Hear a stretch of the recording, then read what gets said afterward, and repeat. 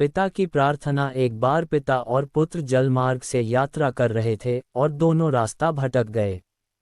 फिर उनकी नौक भी उन्हें ऐसी जगह ले गई जहां दो टापू आसपास थे और फिर वहां पहुंचकर उनकी नौक टूट गई। पिता ने पुत्र से कहा, अब लगता है हम दोनों का अंतिम समय आ गया है, दूर दूर तक कोई सहारा नहीं दिख रहा है। अचानक पिता को एक उपाय सूझा। अपने पुत्र से कहा कि वैसे भी हमारा अंतिम समय नज़दीक है, तो क्यों न हम ईश्वर की प्रार्थना करें। उन्होंने दोनों टापू आपस में बांट लिए, एक पर पिता और एक पर पुत्र, और दोनों अलग अलग टापू पर ईश्वर की प्रार्थना करने लगे। पुत्र ने ईश्वर से कहा, हे भगवान, इस टापू पर पेड़ पौधे उग जाए जिसके फल फूल से हम अपनी भूख मिटा सकें। ईश्वर ने प्रार्थना सुनी गई, तत्काल पेड़ पौधे उग गए और उसमें फल फूल भी आ गए।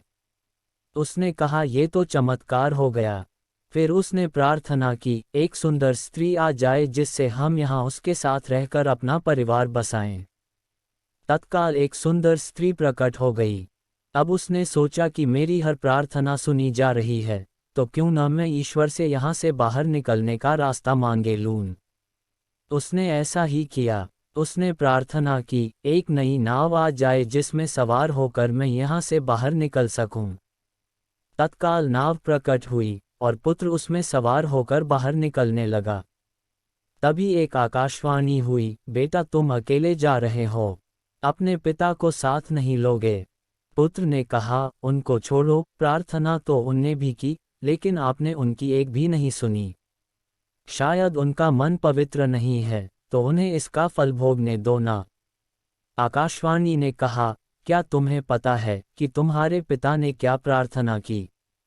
पुत्र बोला, नहीं। आकाशवाणी बोली, तो सुनो, तुम्हारे पिता ने एक ही प्रार्थना की, हे भगवान, मेरा बेटा आपसे जो मांगे उसे दे देना, और जो कुछ तुम्हें मिल रहा है उन्हीं की प्रार्थना का परिणाम है। हमें जो भी सुख, प्रसिद्धि, मान, यश, धन, संपत्ति और सुविधाएं मिल रही है उसके पीछे किसी अपने की प्रार्थना और शक्ति जरूर होती है, लेकिन हम नादान रहकर अपने अभिमान वश इस सब को अपनी उपलब्धि मानने की भूल करते रहते हैं।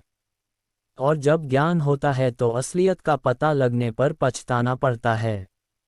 वीडियो अच्छा लगा तो चैनल को सब्सक्राइब कर दीजिए। धन्यवाद।